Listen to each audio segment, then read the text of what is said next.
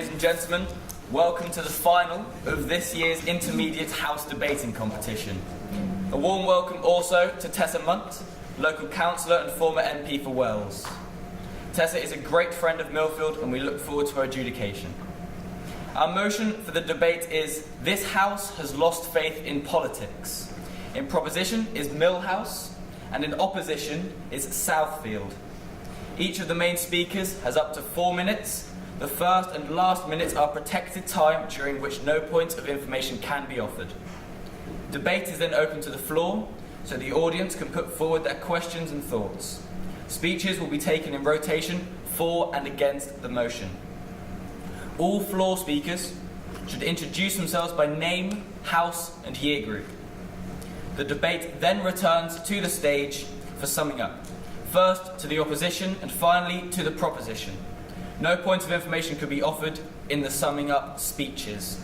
I will now call upon Millhouse Santiago to open the debate for the proposition. You have 4 minutes. Mr.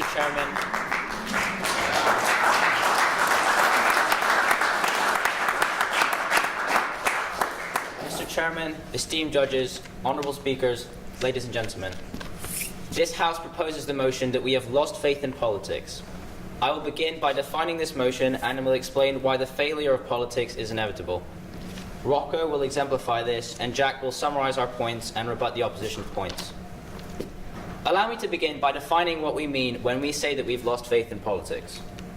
Politics, according to the Cambridge Dictionary, is the activities of the government, a law-making organisation, or people who are trying to influence the way a country is governed.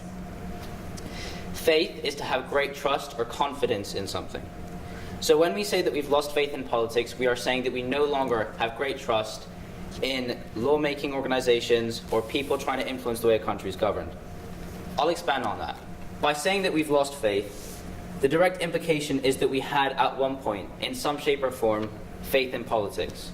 So we must look at why we have lost this faith and how this loss of faith was inevitable. This loss of faith has arisen for several reasons, and we are not the only ones to share this belief.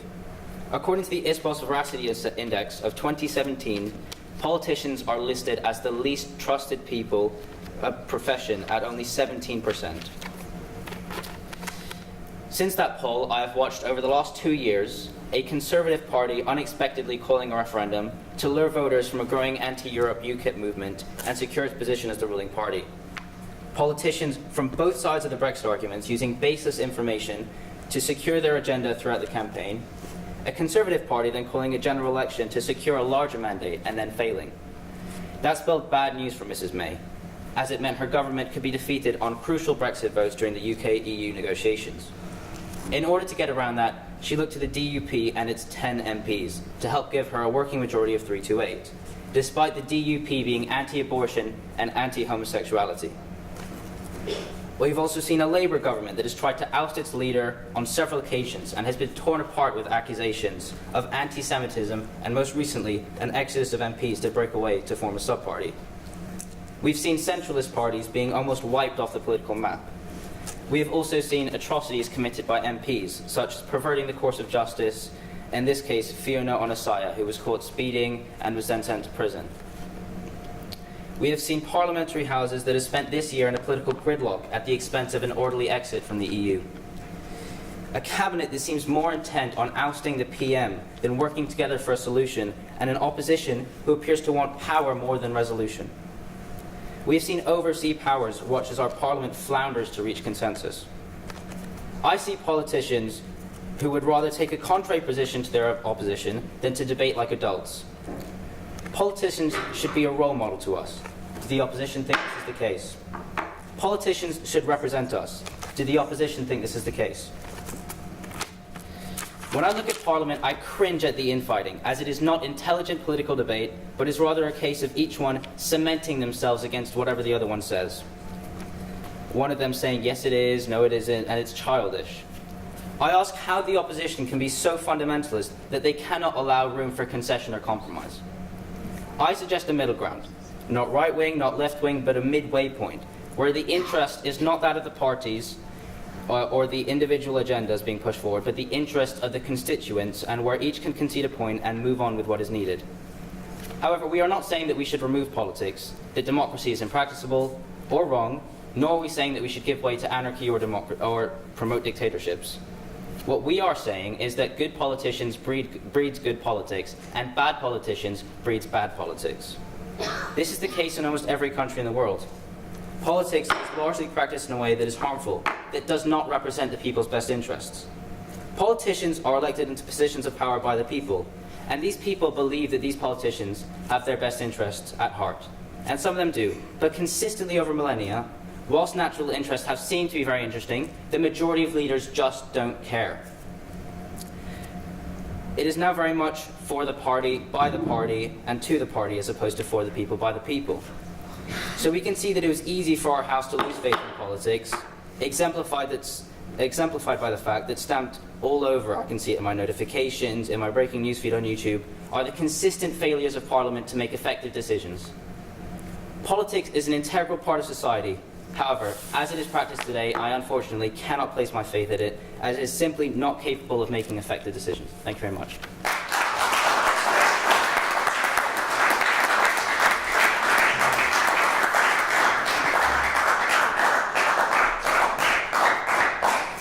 Thank you very much. Now over to Southfield and Lily to open the debate for the opposition.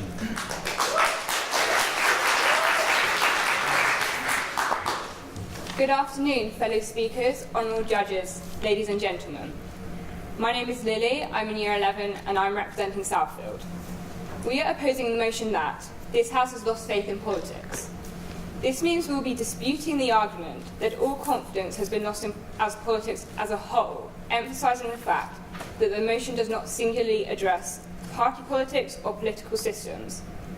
I will address the subjects of the definitions of to lose faith and politics individually, as well as our current political situation, after which Zoe will follow with single-issue politics, such as feminist political theory and LGBT politics.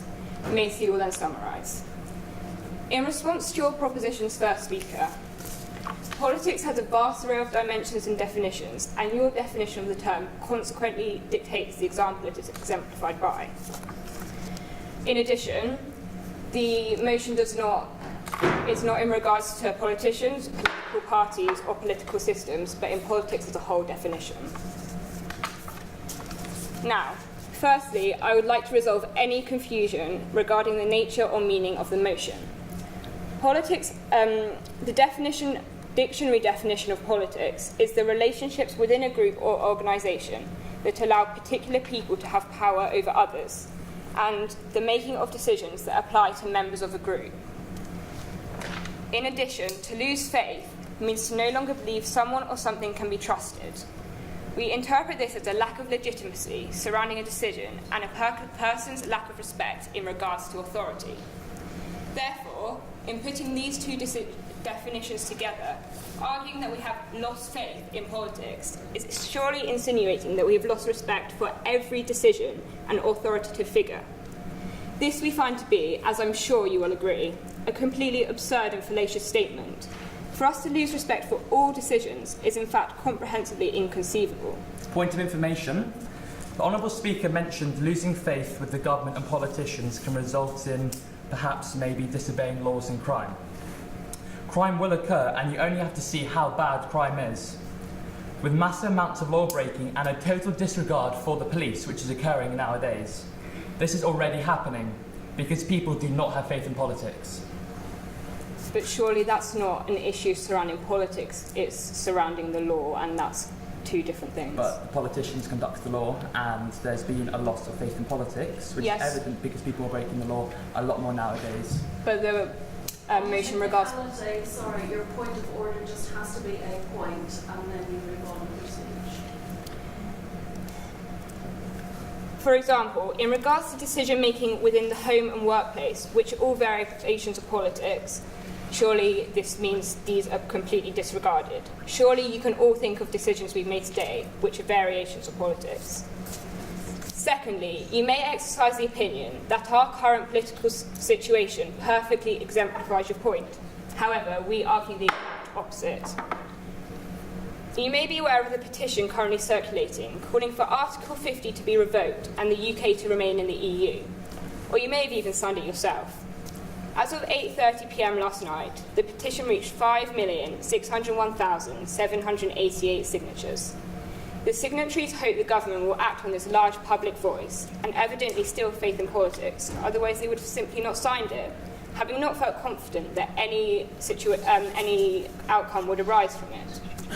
Furthermore, on Saturday the 23rd of March, over 1 million people marched peacefully through central London in order to appeal to politicians to allow new and marginalised voices to be heard.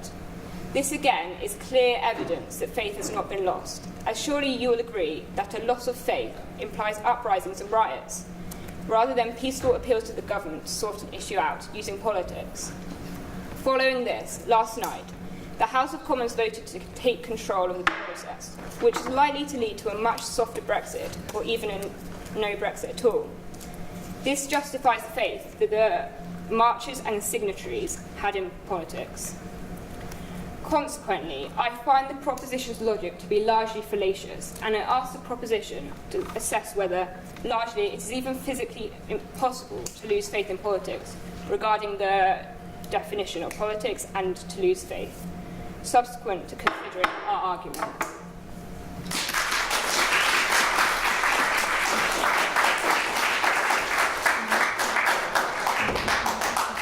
Thank you very much, Lily. I'd like to invite the second speaker for the proposition, Rocco, to respond to those points. You have 4 minutes. Mr. Chairman, honourable speakers, ladies and gentlemen, my name is Rocco, I'm in Year 11 and I'm representing Mill House. The reason for the House's complete loss of faith in politics is a direct consequence of many politicians being corrupt and biased, which has been evidenced throughout history and continues to this very day, with multiple political crises created only by politicians in many of the world's countries. You only have to go back through history to see the irreparable damage that murderous, corrupt and apparent politicians have willingly committed, driving their own personal agenda with a total disregard for the people who elected them in the first place. Hitler, Stalin, Castro, Amin, Lenin, Mao are just a few names that come to mind. With more time and in-depth research, I'd be able to list thousands of examples of corrupt politicians who have been tried and found guilty in recognised courts of law for theft of humanitarian aid, bribery, electoral fraud, embezzlement, kickbacks. I could go on and on. It is incredible that in today's world there are... You reference politicians. Powerful information refers to politics as a construct, so of course there are going to be certain people who are anomalies as politicians and people lose faith in them. However, it's not possible to lose faith in a construct such as politics entirely. Well, politicians, the motion is the head of South lost faith with politics, and politicians is politics, so essentially what I'm saying is entirely linked to the motion. As I was saying, it is incredible that in today's world there are still thousands of cases of corruption and human rights abuses, which are reported hourly. You only have to look at, for example, North Korea, where one of Kim Jong-un's main leaders, Park Bong-hoo, is keeping over 100,000 people in horrifying torturing camps, because the people of North Korea have only broken one of the very many strict and regulated rules in North Korea, where people have zero freedom of expression. Yet another example is Mugabe. This man has caused such destruction to Zimbabwe. Under this man's power, 23,500 people's homes have been destroyed and bulldozed. This man has destroyed the lives of my family living there by bulldozing our family farm. Point of information.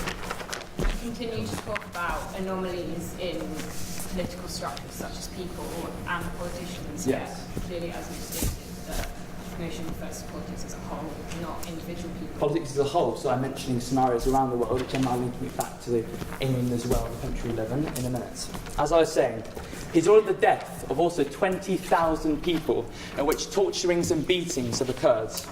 Would you have faith in this man?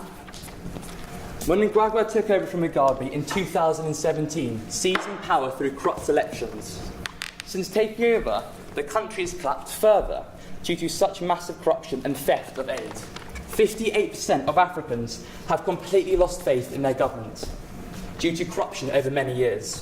Surely there is a reason as to why over 700 million people, only in one continent, have entirely lost faith in their government and their politicians. British politics is broken, and the people of this country have lost faith with Parliament.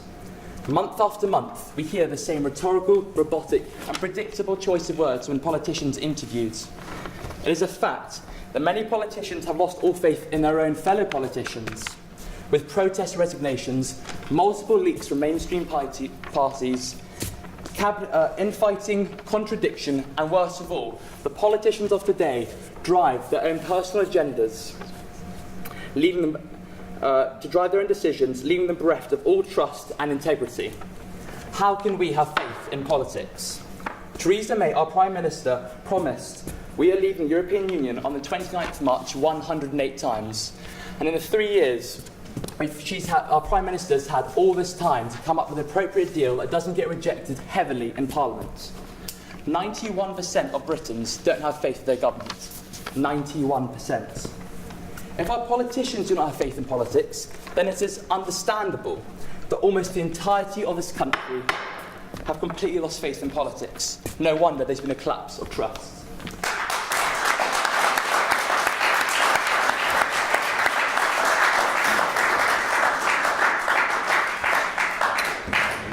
Very much. I'd like to invite second speaker for the opposition. Zoe, you have the floor.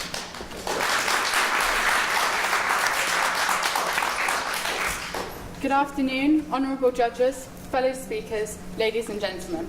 I'm Zoe, I'm in Year 11 and I'm representing Southfield. I would like to reiterate that the motion states that the proposition has lost faith in politics as an entirety, not merely politicians or political institutions or extremists. This, therefore, would suggest you have lost faith in all types of politics of any construct, which attempts to promote or dictate change in our society. This includes politics surrounding equality, feminism, and LGBT community.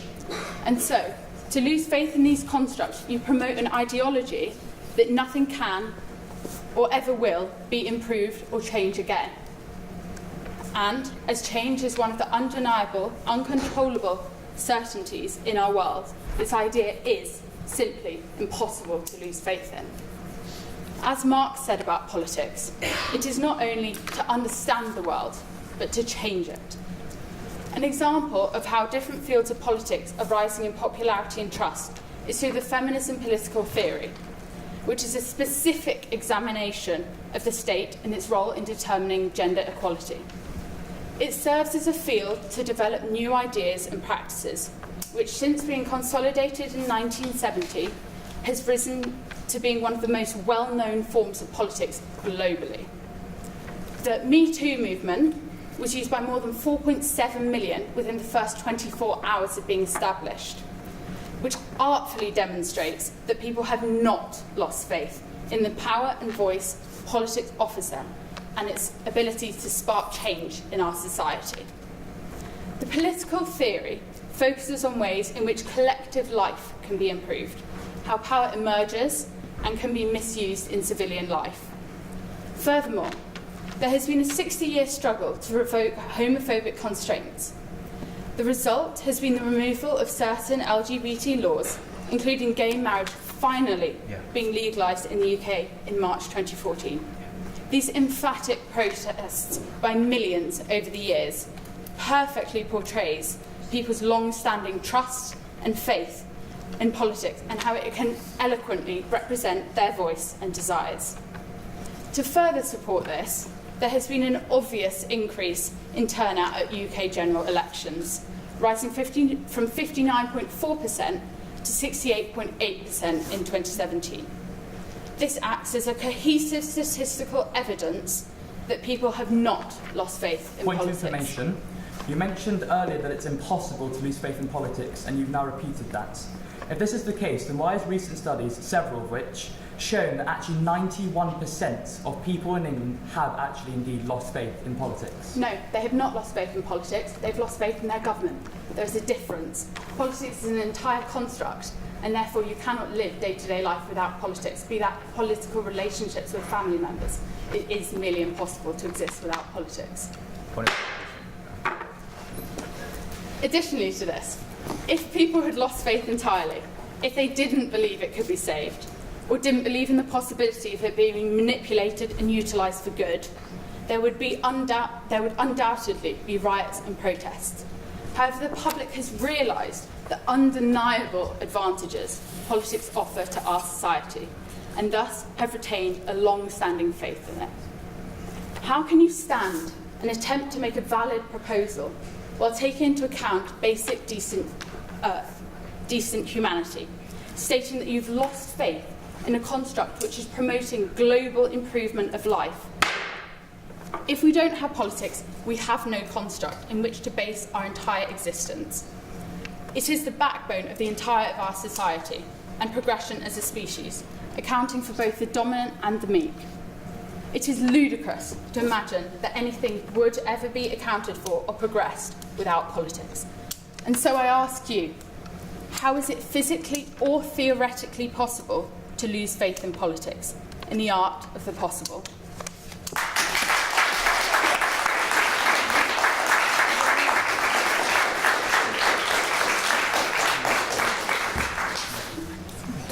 The debate will now move to the floor, and now it's your turn. Please keep your points brief, and remember to state your name, year, and house clearly. Thank you. Yes. Hi, I'm Amira Waitman, Southfield House, Year 10. So the fundamental basis of British politics is democracy. And although you have argued that people may have lost faith in politics, how do you suggest that we should replace it? Yes. Erin Daly, Year 11, Southwood House. Do you think that a lot of your statistics are based on the fact that people don't realise the true definition of politics, and that the fact that what they're believing is politics is actually politicians, and that means the statistics are quite high for the loss of faith, whereas in reality they're misinformed about what they're voting for, what they're statistically signing up for? Potentially some questions for the position, please. Yes. Jacob Dibble, Year 11, Millhouse, Southfield. If you are a North Korean citizen with zero freedom of speech, locked in your own country with your wife locked in a prison camp, would you have faith in your government and politicians? Do we have any more questions at all? Yes, Miss. I'm not adjudicating, so I'm allowed to ask a question. This is for both teams, please. Given the seismic political landscape over the last, few days in particular, but 2 years, 3 years in general, what do you think the solution is to this question of people feeling that they've lost hope in the systems that are supposed to govern and supposed to rule and supposed to lend stability and wisdom to those who have voted those people into power? How would you fix broken politics?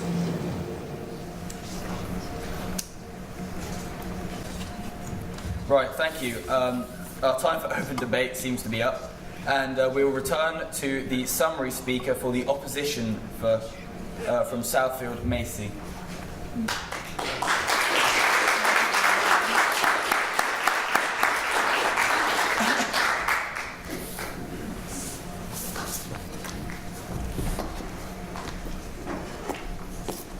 Good afternoon, fellow speakers, honourable judges, ladies and gentlemen. I am Macy, representing Southfield, and in reply to your question, Jacob, we're talking about politics as an entirety, whether the government is corrupt or not. That's people's choice to follow that. And also, Ms. Gray, we suggest educating the people on the actual definition of politics and ensuring that these politicians go through what they are saying, and then it is up to the people to then, with an educated decision, to decide what they do. So, in reply to the proposition speakers, firstly, there is a lack of clarity with respect to what the proposition are actually suggesting, as we are considering and agreeing with the struggles behind political systems and lack of faith in politicians. However, a world without politics would simply lead to anarchy. I would just like to reiterate the definition of politics. the relationships within an organisation or group that allow particular people to have power over others, and the making of decisions that apply to members of a group. Secondly, the motion states this House has lost faith in politics, but I am almost certain that we were in this room and we were to take a vote on whether politics is needed or not, the majority of you would vote yes. And that would in fact be an example of politics in action. So although there may be an extended path to reach a final decision, an example of this being our current political situation in regards to Brexit, if it is a fair decision you all want, then you will always fall back to politics. Through any political system, you argue, that could possibly be better, I would like you to attempt to think of an equitable country with fair legal systems, whether it's legalising gay marriage or feminist rights. I can almost guarantee their system is under political regimes or has arisen as a result of political theories. Again, decisions need to be made in order to create a sense of structure and success, because at the end of the day, losing faith in politics theoretically leaves the human race useless to do anything, as politics, in regards to decision making and authoritarian figures, is simply part of human nature. Initially, when the study of politics started in Greece during the time of Aristotle in the 2nd century BC, it was considered as a quest for good life. And in those times, a life conducted with good ethics was considered a good life. So are you implying that you have also given up on committing to make this world a better place? I'm sure you, along with many others, wouldn't want this to be the case. Therefore, politics is not only important, but it is a necessity. It allows our opinions and our feelings to be noticed by people who have the power, authority, and determination to push these ideas forward and make a difference in many people's lives, including yours. So it is also evident that people have done the opposite of losing faith, as Lily previously mentioned in regards to there being a 9.4% rise in election turnouts since 2001. In light of our previous arguments, we urge the proposition to truly consider the absurdity of losing faith in politics, and I encouragingly hope this realisation has changed your mind. Thank you.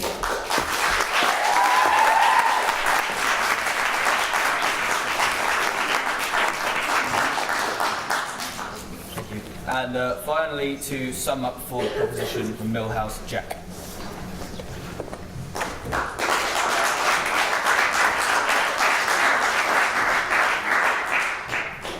Mr. Chairman, honourable speakers, ladies and gentlemen, my name is Jack and I'm representing Mill. I would like to start by saying that at no point are we condemning the actions of all politicians, as there are many politicians who act and do a wonderful job. However, there are also examples of self-serving politicians, such as Fiona Onasea, who used her high status to perverse the course of justice.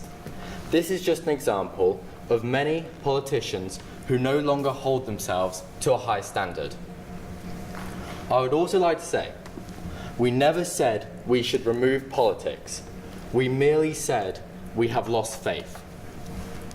Our future relationship with the EU will affect generations for decades to come.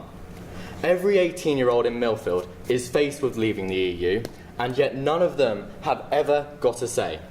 Is that really fair politics? It should not be a party political issue, but a cross-party issue, with all the best brains in Parliament coming together to get the best solution for every part of the United Kingdom. This is not the case. Instead, we have Theresa May trying her best to get some sort of deal to avoid the disaster of a no-deal Brexit, and struggling because hardline Tories are denying her at every step. She is then criticised for trying to encourage backbench Labour MPs to support her in defiance of the Labour Party official stance to vote against her, or to vote against whatever she does. Surely this defiance could better be used to help produce a deal. Last night, there was an indicative vote to take over common business. In an unprecedented move, 3 politicians resigned. This shows how even politicians have lost faith in politics. The Cabinet yesterday debated the possibility of holding a third election in 4 years. Lily mentioned loss of faith causes riots. This is not true. At no point does loss of faith imply riots. People can peacefully oppose politics with peaceful protests and no violence. Also, I would like to remind the audience that the definition we gave covers people who lead our country, including extremists. Therefore, talking about politicians is relevant and can cause loss of faith. The statistics given were completely accurate and reliable. Macy suggested that it's people's choice whether they follow government or not, and yet you also suggest a loss of faith would cause riots. Are you promoting riots? In summary, we would like to reaffirm our point, which is that we do not want chaos, nor do we want politics to be removed. Instead, we are asking that politicians step up and act accordingly in the interest of the people and to better the country. As a House, we cannot stand by and watch politicians disregard the people, which is why we continue to believe in the motion that we have lost faith in politics. Thank you.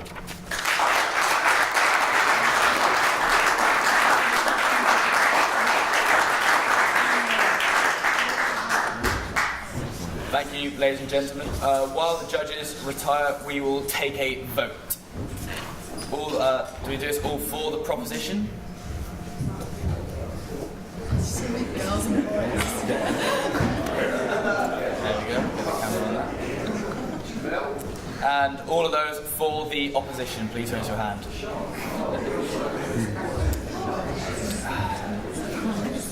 Fantastic.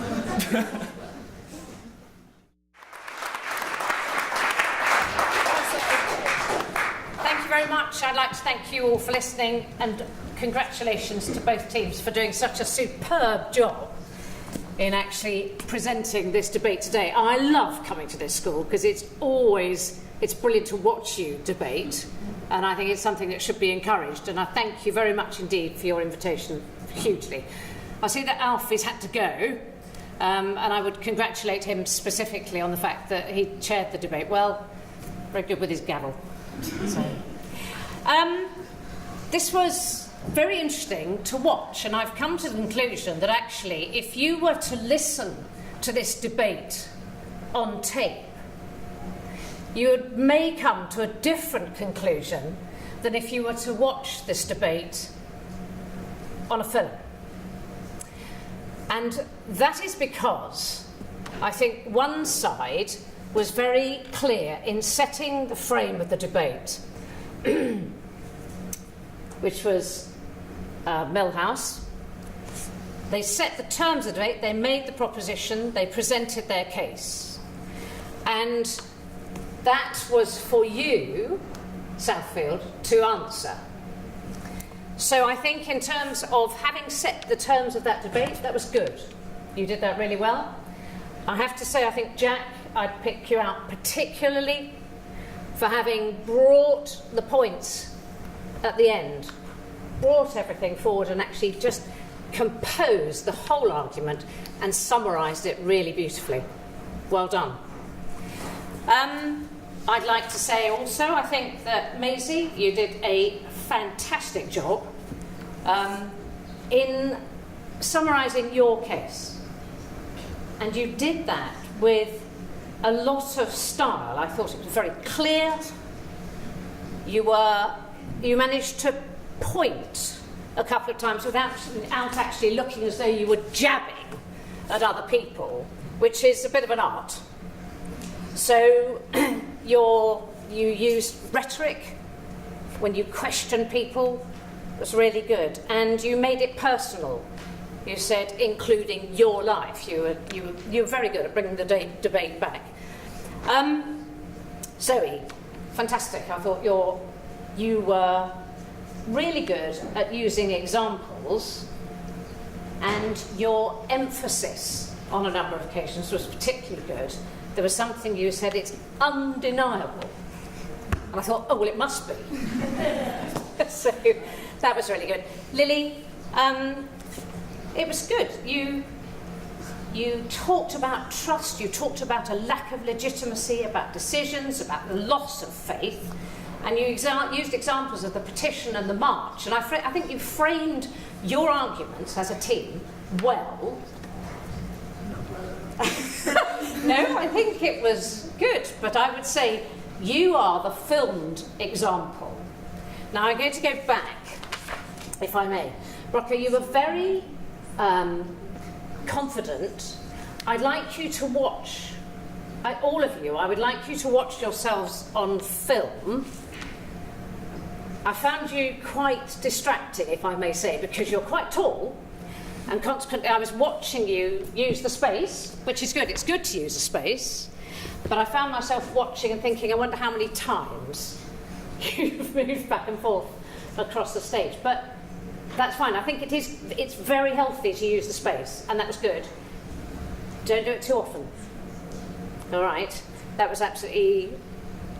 was just distracting, that was all. Your arguments, though, were well made. You talked about resignations and infighting, and I think they were fantastic examples and very topical, very much the case of the time in which we live. You summarised it, all of you summarised it really well. You were fantastically dismissive of one of the points of information. Just swipe that one away, which is quite good, but you might want to try and do it a little bit more, just give it a little bit more space and time. So, Santiago, so well done. You outlined your arguments, and you used incredibly strong words, like emotional words, which are really helpful, because you talked about floundering and you talked about cringing, which I think are words that people will definitely understand at first hand, and they really bolstered your argument very well. So I think that, in summary, this was a very close thing. But I have to say, the proposers defined the motion. I think you might have you had an idea of how you might present your arguments. The difficulty is, of course, in being the team that actually is the opposition, you need to counter those arguments really clearly. I have to say, I thought your delivery was brilliant. You had your cards. Gentlemen, I would suggest that you move to cards as opposed to pieces of paper. Paper's just too big. I'm doing it now. So if you use cards, you may find that it's easier just to fold through and less distracting for people who are listening, and possibly easier for you. But otherwise, I have to say that on this occasion, I will say that the winners of this particular debate are Mill House. Yeah!